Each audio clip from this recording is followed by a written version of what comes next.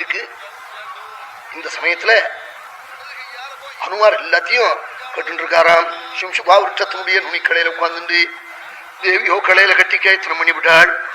இந்த சமயத்துல அவர் என்ன பண்ணினாள், ராவணம் வந்து பேசினது, ராட்சசிகள் தர்ஜனம் பண்ணது, திரிஜட்டாஸ்வப்பிரவருத்தாந்தம் சொன்னது, தேவி ராவண நினைச்சு அலறினது, கழுத்துல சுருக்கிட்டுண்டது, கடையில கட்ட ஆரம்பிச்சது, இத்தனையும் பார்த்தார் கேட்டார்.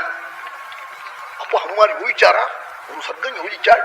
ரொம்ப பெரிய யோஜனை, பெரிய ராஜ்யபாரம் வகிச்சவாளுக்கு தான் அது புரியும். ஹனுமார் பண்ண யோஜனை அவன் அதை பத்தி அவா சொன்னாதான் என்ன இருக்கும். அப்படி யோசிச்சாளாம். என்ன யோசிச்சான்னா,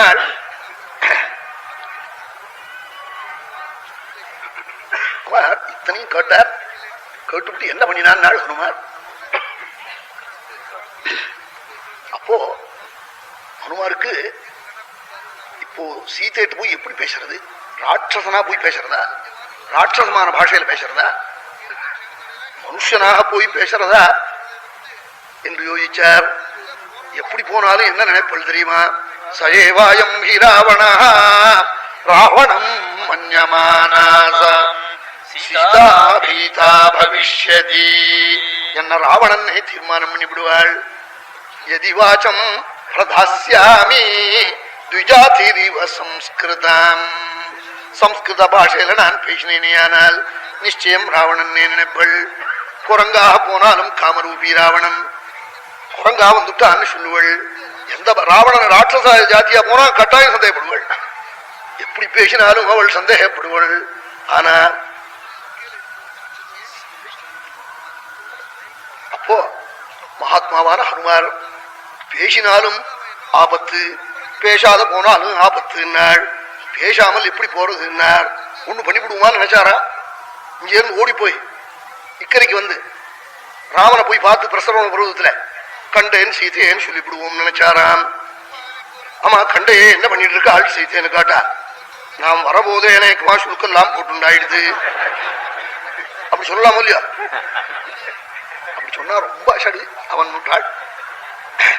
பவேது அனபிபாஷணே பவேது அனபிபாஷணே. இப்ப நான் பேசாமல்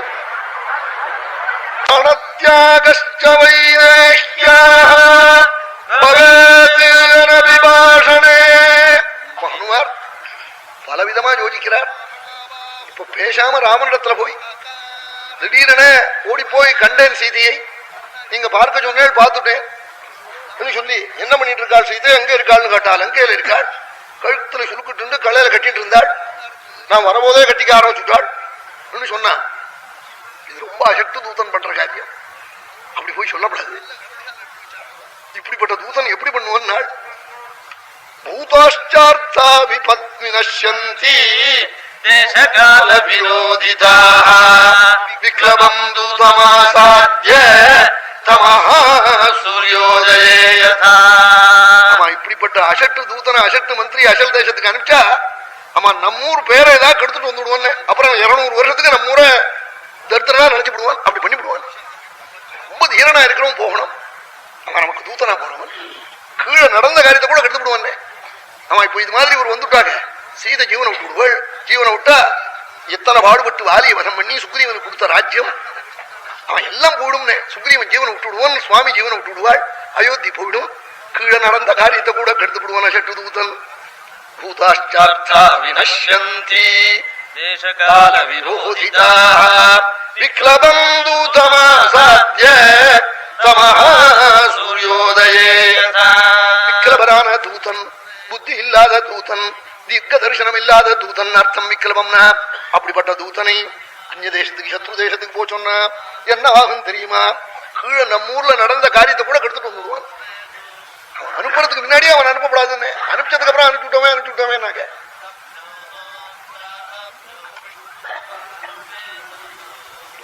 சிஷ்யன் இவெல்லாம் ரொம்ப தீராளா இருக்கணும். ஒரு குரு ஹனுமாருக்கு கஜ்ஜன நிவேதனம் பண்ணணும். தயிர் வாங்கி வச்சிருக்கேன் அதோ பாத்திரத்துல. கடையில போய் கடுகு உப்பெல்லாம் வாங்கிட்டு வரேன், இதை பார்த்து கொண்டு போனார். தயிரை போற போது சொல்லிட்டு போனார், காக்கே